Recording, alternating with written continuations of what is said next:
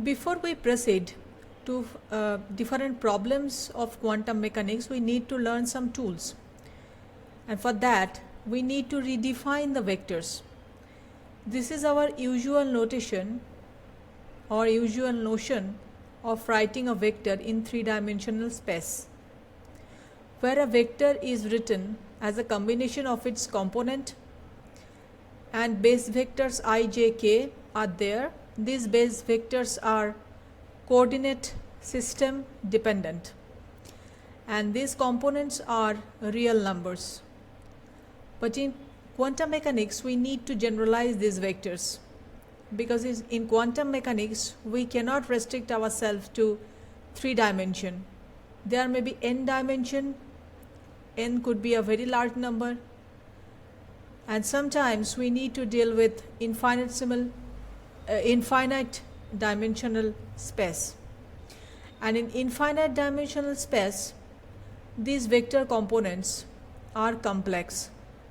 So we need to redefine or relearn our concept of vector quantities. We will learn how to define these vectors in n dimension or in infinite dimension. Then we will learn how to find out the length of a vector, because so far we know that length of any vector which has 3 components x, ay, az looks like this, and any length is a real number because length is a physically measurable quantity. Now I would like to mention here that it does not matter how I define the vector. I may define the vector like this or in some other way, but the physically measurable quantities, that is, for example, length here, this physically measurable quantity does not depend on how I define the vector. That is independent of the definition of vectors, because this length is something which nature has already prescribed for. Nature has already calculated the length of something. So my choice of writing a vector should not hamper that value of the length or that value of any physically measurable quantity, which is always a real number.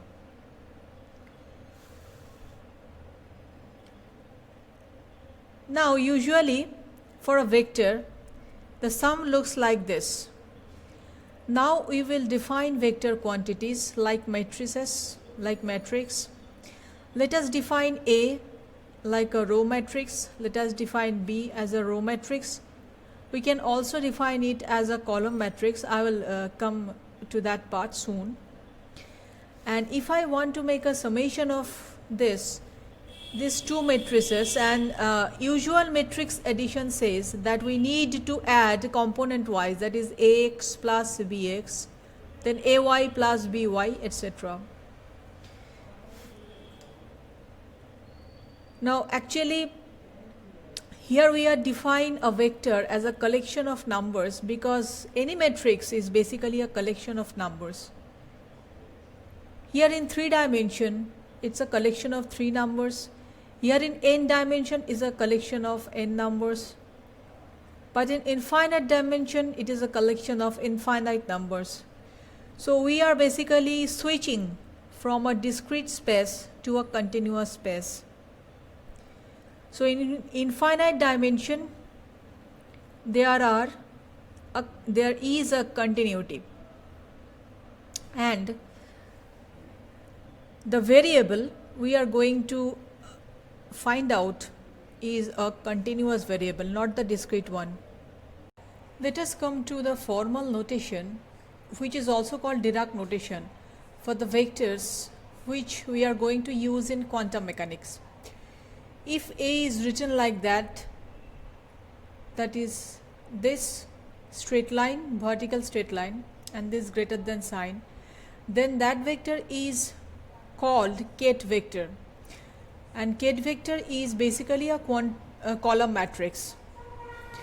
Similarly, if a vector is written like this row matrix, this is called bra vector, and this is called bra-ket notation or Dirac notation.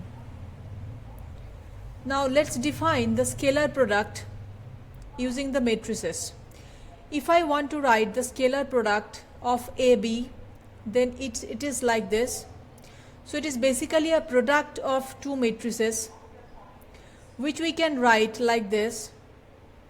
And what is the advantage here of writing the scalar product like this is now we are free of choice of coordinate system. Now in n-dimensional complex vector space, there are some base vectors or basis vectors which are written like this. It is EI ket vector, and I runs from 1 to n in n-dimensional complex vector space, and this is similar to the I cap, j cap and k cap notations in rectangular coordinate system. So if I want to write that I dot j or j dot k or I dot k, that is product of the two base vectors, basis vectors, are written here in our new notation, should be like this. Because we need to ensure the orthogonality, these base vectors should be orthogonal, which means if I is not equal to k, this should be equal to 0. That means the scalar product of EI and EK should be equal to 0. As we know, the scalar product of I and j is equal to 0. In j and k, the scalar product of j and k is equal to 0, or the scalar product of I and k is equal to 0. Similarly, these vectors are orthogonal, and in order to ensure orthogonality, we need to have EI, EK, the scalar product of EI, EK equal to 0. And these vectors are also normalized. We know that these are unit vectors, I, j, k are unit vectors and their length is unity. So in order to ensure the normalization condition, EI, EK scalar product should be equal to 1. And both orthogonality and normalization condition, that is the orthonormality condition, can be written like this as the delta Kronecker delta Ik, where I and k both runs from 1, 2, 3 up to n for an n-dimensional space. So here in my n-dimensional space, using this EI basis vectors, I can write any vector like this. We need to keep in mind that these components AI are actually complex. So for other vector b, we can define the ket vector b like this. And for an n-dimensional complex space, our scalar product looks like AB equal to this much. And this is same as BA. As we know that A dot B equal to B dot A.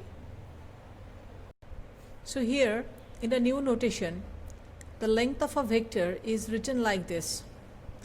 The ket vector, which is within these two double vertical lines, and it is defined as like this: scalar product of A with itself in the new notation, root over of the entire thing.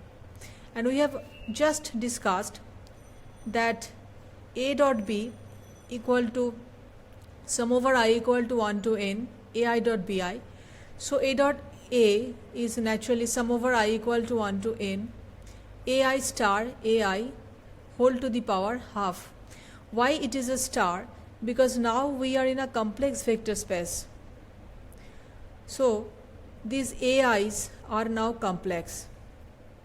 Suppose I have this ket vector.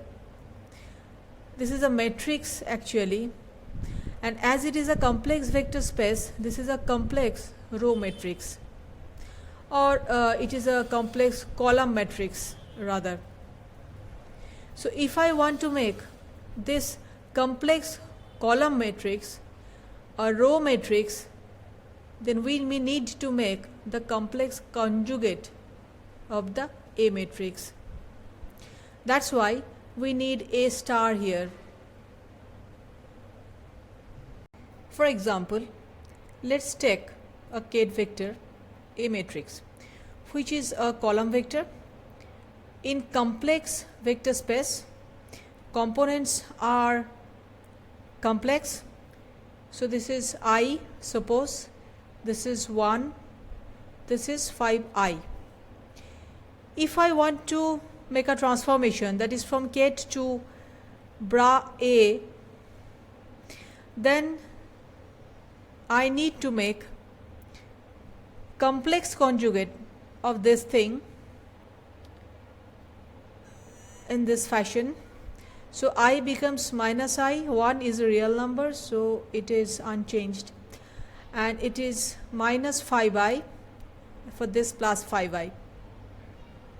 That's why when we wrote length of A, we need to write it as sum over I equal to 1 to n ai star ai whole to the power half for complex vector space. But if it is a 3D vector space, then I can write it as ai dot ai, and this is actually a positive real number, because if we multiply this column matrix with this row matrix, we will get a real number, not the complex one. Now let's have a quick recap of the basis vectors. In n-dimensional complex vector space, the basis vectors are written as ei. I runs from 1 to n, and the number of indices is actually referred to the number of dimension. That means if I runs from 1 to n, then it is n-dimensional space. If I runs from 1, 2, 3, that is 3. Three values of I are there, so it is a 3D vector space. And if I equal to just 1 and 2, it is a 2D vector space. So in 3D, I equal to 1, 2, 3. That's it. An orthonormality condition of the basis vector suggests us to write the scalar product of the vectors among themselves as delta ik. Orthonormality refers to orthogonal and normalization condition, which I have just discussed. And the scalar product is AB, that is with the ket vector A, and this is a product between the ket vector A and the ket vector B and the bra vector A, And according to the definition, we are in a complex vector space, so I need to write this as ai star. And this from this line I can write the summation looks like this, which will give me BA star, which means in complex vector space the scalar products are complex numbers, which means AB equal to BA. Only thing is there is a complex term there. But in 3D it's just AB equal to BA, like we are familiar with AB equal to BA. But as we are in complex vector space, AB should be equal to BA star. Now what happens if I want this? In 3D space, I have A dot B equal to length of A into length of B into cos theta, and as cos theta equal to cos theta resides between -1 to +1, so I can write this as A dot B equal to, it's less equal to length of A dot length of B. To prove that in complex vector space scalar product of AB equal to the scalar product of BA but the complex conjugate. Let's have this example. where the ket vector B is 2i minus 2i, where the bra vector A is I0, 2. According to the definition, B is a column matrix, A is a row matrix. Let's have the scalar product of A and B, which is simple, minus 2i. This is standard matrix multiplication. Now we need to write BA, that is, I need to find out this. So my B becomes, first my B was this is a ket vector, so the bra of B becomes this, and this is a bra vector A, so ket A vector becomes this. Now if we make scalar product of B and A again, I am getting plus 2i, which is complex conjugate of my previous product, which was minus 2i. So here we have proved that AB equal to BA, but the complex conjugate of BA. Let us discuss this inequality. This is a famous words inequality in quantum mechanics with the Dirac notation. This tells us that if we are in a 3D vector space, then A dot B can be written as A magnitude of A, magnitude of B, cos theta. Now cos theta always runs within minus 1 to plus 1.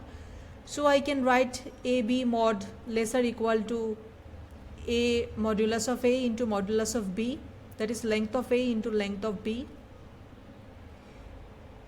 And this is length of A and B, A dot B.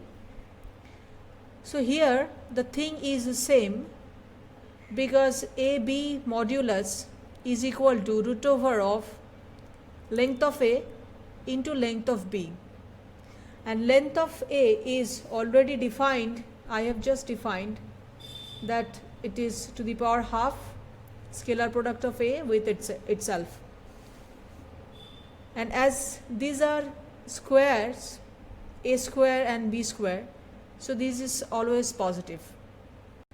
Now in n-dimensional complex vector space, we would like to define another vector C, which is basically A vector, only the length is changed by an amount alpha. A and C are in the same direction, only the length of A is changed by a factor alpha. If we make conjugate of this relation, I will get this because of the complex vector space. Alpha star is here. Physically, this A vector and this alpha A represent the same direction, represent the same physical quantity. Here I am just multiplying with the constant alpha, and multiplying with a constant does not change the physics actually. What is the length of the C vector? Length of the C vector is modulus of alpha. Why I am taking the modulus of alpha? Because alpha in complex vector space or in infinite dimension is a complex number, so I need to take the modulus, whereas alpha is real in 3 dimension. Now I would like to define the scalar product of B and C. So BC is like that. Instead of C, I can write alpha A, and as alpha is a constant, I can take the alpha out and write it as. Moreover, according to the definition of the scalar product we have just discussed, I can write this relation as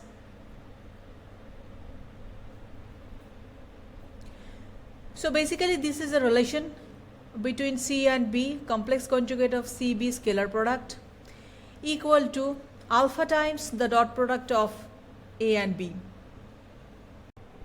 So what will be the length of this new vector C? For C ket, I can write alpha A. For C bra, I have to write bra A and alpha star, of course. So length of C, which is dot product of C with itself to the power half, this I have already shown just a couple of minutes ago. So this thing would be alpha mod square into length of A. So alpha mod square to the power half is alpha mod. So length of C is basically alpha times the length of A, which is quite okay and which is physically okay to us also.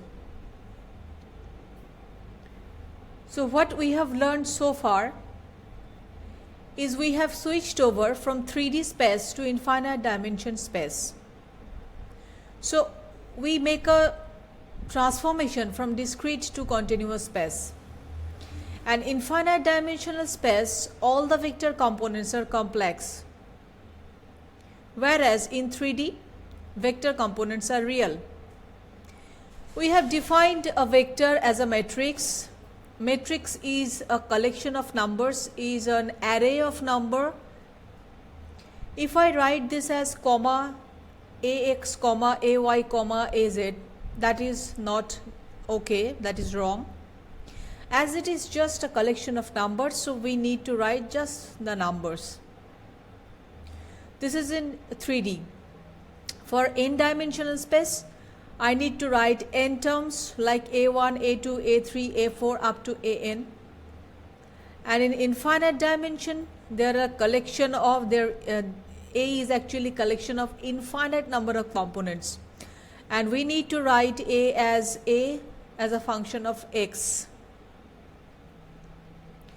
We have also defined new basis for our new notation to write vectors. These bases are denoted as EI and EK, and they satisfy orthonormal condition, that is orthogonality and normalization condition, both were satisfied. What is the advantage of these base vectors is we are not dependent on coordinate system anymore, and in these base vectors we can write any vector as a collection of the component and the basis vectors. We have already defined scalar product. Scalar product of A and B. A is a ket vector, so it should be written as a column matrix. B is a ket vector, so it should be written as a column matrix. A is a bra vector, it should be written as a row matrix. So I can also write it like this. This is just A1, B1 plus A2, B2 plus A3, B3, and with a summation sign, I can write like this. Now BA is just row vector B, column vector A, and this is equal to this because we have make a change. We have made this column vectors as a row vector, and this is a complex space. So we need to make complex conjugate of this matrix. So I am getting this BI star AY summed over all the indices. In complex space, BA is complex conjugate of A and B. But in a real space, it's simple A dot B equal to B dot A. Now, source inequality we also read about, which tells that AB dot product mod square is always less than equal to length of A into length of B, or rather AB dot product less than equal to length of A into length of B, because length of A is this to the power half, length of B is this thing to the power half, and as this is a square term, it is A square and it is B square, so these terms are positive. So in the right hand side we have only positive terms. We have also made dual conjugation. We did not use the term dual conjugation, but we have make this. We have make ket vectors to bra vectors, from column matrix to row matrix. We have make complex conjugation of the constants of the components. Now what is the scalar product of C with another vector B? C is defined as C equal to alpha A.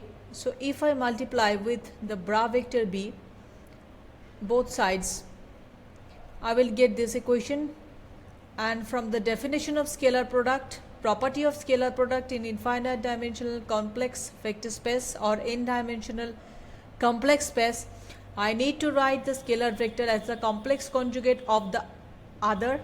So complex conjugate of scalar product BC is equal to CB star. And as alpha is a scalar, I can take the alpha out. It is a constant. I can take it outside. So what remains is the scalar product or dot product of A and B. Now let's define normalization in new notation. By normalization we mean we are dividing a vector with its own length. So if I have a vector here in the Dirac notation, this is a ket vector. I am dividing it, the ket vector, with its own length. I am getting this new vector A. The direction of small a and capital A are exactly the same. Only the length is modified. And if A is the normalized form of the capital A vector, then scalar product of A with itself must be equal to 1. Then I would like to come again to the orthonormal basis. We have already defined these basis vectors EI. They are satisfying this orthonormal condition. With this basis vector, I can write any vector in this ND space, in dimensional space. This AI are just like the components of our regular vectors, just as we are familiar in our three-dimensional space. In 3D space, we write vectors like this. AX, AY, AZ are real numbers in 3D space. These are the components. Here, these components are complex because we are in now complex space. This is my equation 1. What is the value of the components? I am just making scalar product of the vector with the basis vector. So from using equation 1, I can write, instead of A-ket as AI, EI, the summation is already there. This summation is here. These are the components. It may be complex, but complex numbers are also constant, so I can take these numbers outside. I should write it as summation of I equal to n here, because A has also this subscript I mean there are lots of components of A also running from 1 to n. So here I am utilizing the orthonormal property of EK-EI, which is this much equal to delta IK. So I need to write here EK-EI equal to delta IK. So the summation is there also. There are lots of values of i's here. I can have 1, I could be 2, 3, 4, m, n, etc. But because of this Kronecker delta factor, only I equal to k will survive. For any other I value, this term will blow up. This term will be 0. So in the entire summation, only this AK term will survive. AK or AI, whichever you want to write, but only this AK term will survive. So from this entire summation, this is a big summation, lots of terms are here, n number of terms are here, but using the property of delta, Kronecker delta, I am saved. I have to deal with only one number. So this AK component can be written like this, that is the scalar product of the base vector and the ket vector.